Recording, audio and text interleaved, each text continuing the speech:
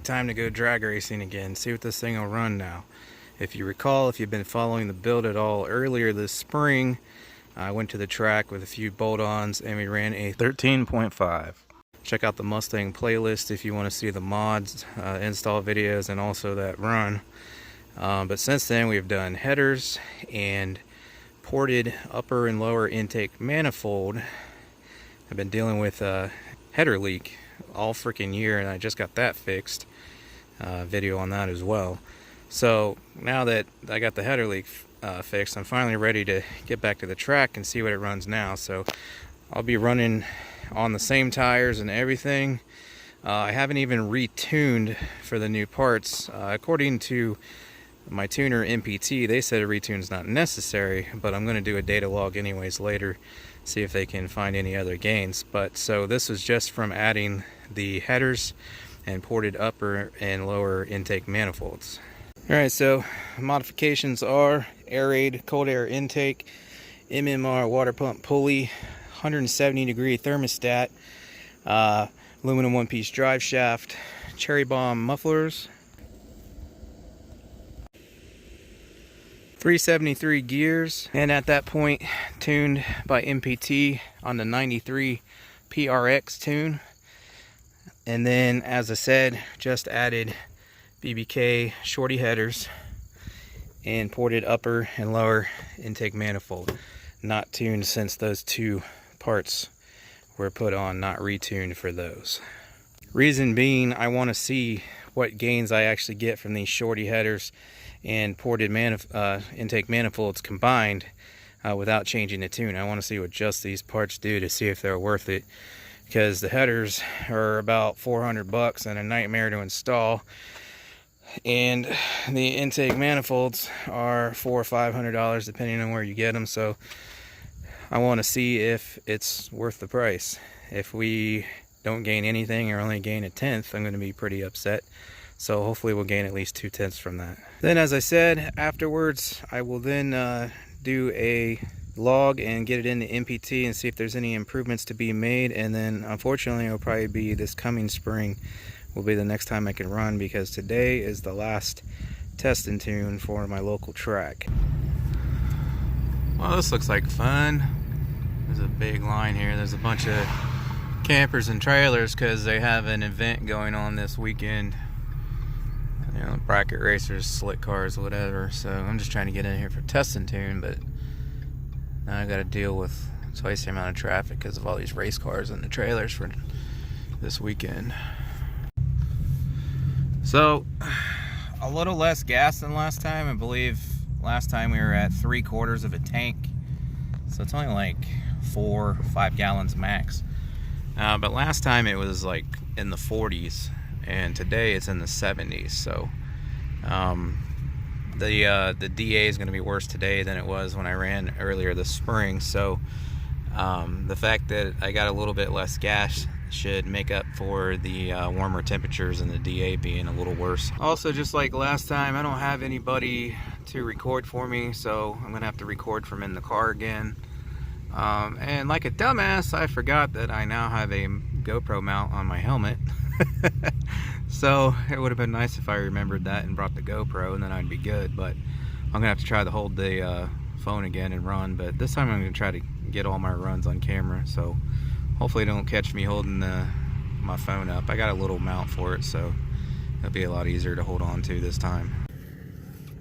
Well, I've been sitting here for about 2 hours now, and they're only going for another 3 hours until they're done.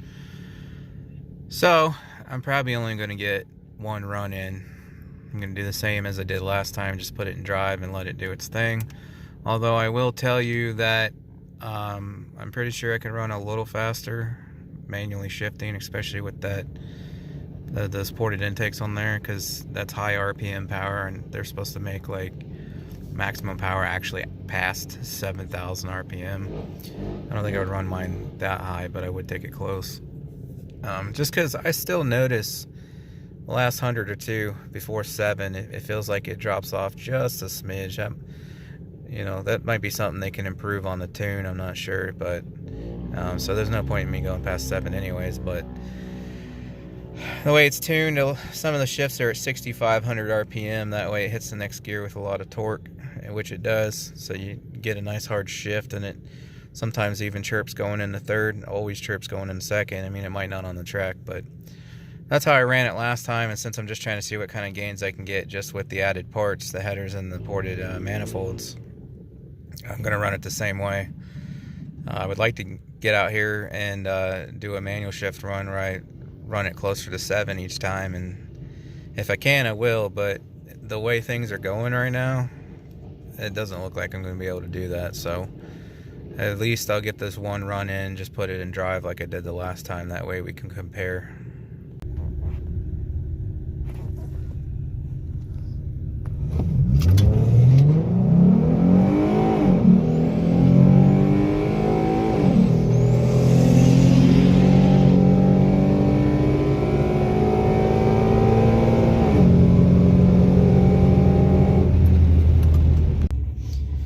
So I did a burnout, and you should be able to tell from the video there was 0 wheel spin, just like on my last pass, and we're slower.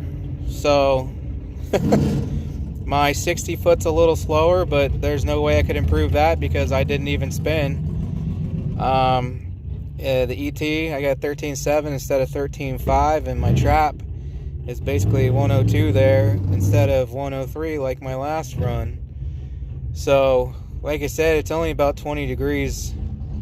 But it was 70s earlier, but I don't know if you can tell. I just got done running, and this camera makes it look brighter than it is. You can see they got the overhead lights on and everything. So it's pretty much dark, and it was only like 71, 72 earlier. But now that it's this late, it's like low 60s. So it was only about 20 degrees warmer than my last run. And like I said, well, I can't show you now, it's off and it's dark. Like I said, we got less gas in here, but that should have made up for the fact that it's 20 degrees warmer than my last run this spring. And that's slower with a good launch, just like last time. Absolutely no wheel spin, and leaving it in drive and letting it do its thing just like last time, and we are slower. So I don't know, honestly, I figured the playing field was even because I have a little less gas in the tank, but it's a little bit warmer, and so that should even it out. So the fact that I ran slower,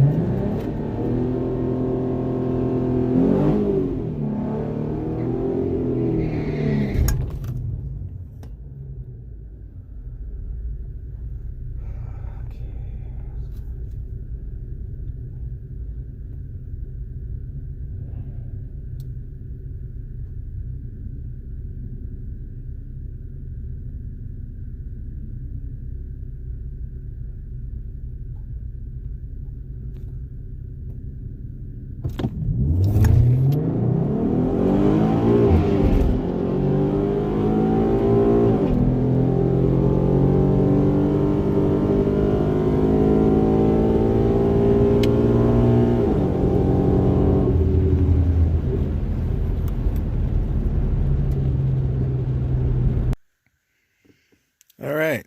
So if it seems brighter in here, it's because it's the next day. I not only had a migraine by the time I got out of there, but I was on a time crunch to get back home.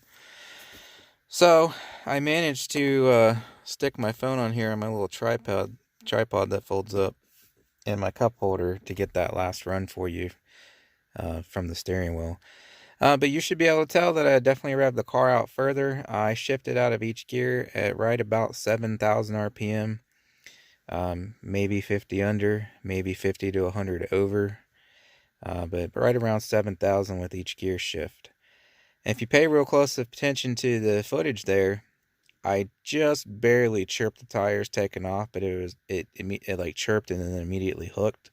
So a real good launch. I hit second so hard, and you can see me cut the wheel back and forth. It spun going in the second. It hit so well, and I actually had to counter steer a little bit. I did not let up. And then if you pay real close attention, I actually chirped him going in the third. So everything about that run was perfect. Great launch, spun going in the second, chirped him going in the third, and we still only got a 13.7. And actually, well, I mean, look at it. It's a little bit lower. And here's the other thing, too. By the time I ran at 9:30, my second time, see, I sat for 2.5 hours just to run once. Got there at 5. Got back in line, and then it took another 2 hours to run again. That was insane. By the time I got the run again at 9:37 p.m., it was down to only 57 degrees. So nice, cool air. Revved it out to 7K, and I still only ran a 13.7 at 102. So on car 218. So here I was, the first run I was right lane, second run left lane. So there's nothing about that run I could have done better. So we let it auto shift here, ran a 13.7 at 102 basically, and then I manually shifted at 7,000. Even got good spin going in the second and third, and still only ran a 13.7. So somehow we are slower now with the ported intake manifolds and the headers. So that's awesome. Like I said, the first run it was in the 40s Fahrenheit, and this run here was in 50s Fahrenheit, so not much difference there. And we had less gas, so why the hell am I slower? So I'm going to say that's 0 gains. Obviously, we lost time. I'm hoping that's because this filter isn't as fresh as it was 6 months ago. I haven't driven the car that much. It's only had, I don't know, 2,000 or 3,000 miles on it since then. And as you can see, the filter, it's not, completely nasty or anything. I mean, it's not a brand new filter, but it's still pretty freaking clean. So I don't know. That's the only thing I could think is maybe the filter could use a little blowout. But as you can see, it's not bad at all. It's still pretty clean. So I don't know. I'm definitely not happy with the results. As I said, I know some of you guys would be like, well, yeah, you got to wind it out to make power with those ported manifolds. And so I wound it out further, and no change at all in my time. And that was with a cooler temperature. So somehow I ran a 13.5 this spring without headers and ported intake manifolds. And now the best I can get is a 13.7. So yeah, guys, I don't know. I didn't really expect anything from the headers. I knew it was a 4 horsepower gain maximum, and it's mostly down low. That's the other thing too. Our 60 foots are not any better. They're actually slower. I ran a 2.0 something in the spring, and now I'm 2.1. So the headers didn't seem to help bottom end at all, because my 60 foot's not any quicker. But they did change the sound a little bit. I think I'm going to do a sound video here real soon, within the next week or so, so you can compare the exhaust tone before and after the headers. So, but I would definitely say those ported manifolds were not worth the $500 I paid, because they didn't seem to do anything.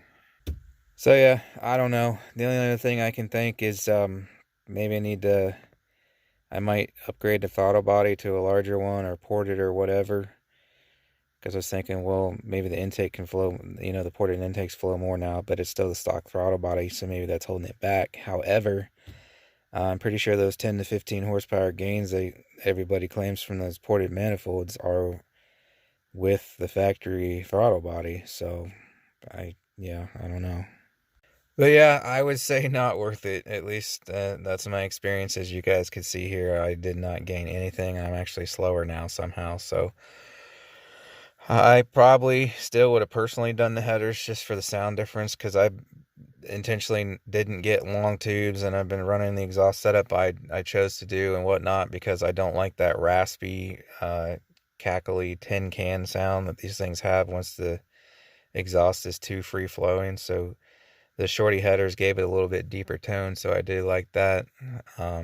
So I would still consider that, but I didn't get anything from not only the headers but the ported manifolds. So if I could do it over again, I definitely wouldn't buy those ported manifolds because I seemingly didn't gain anything.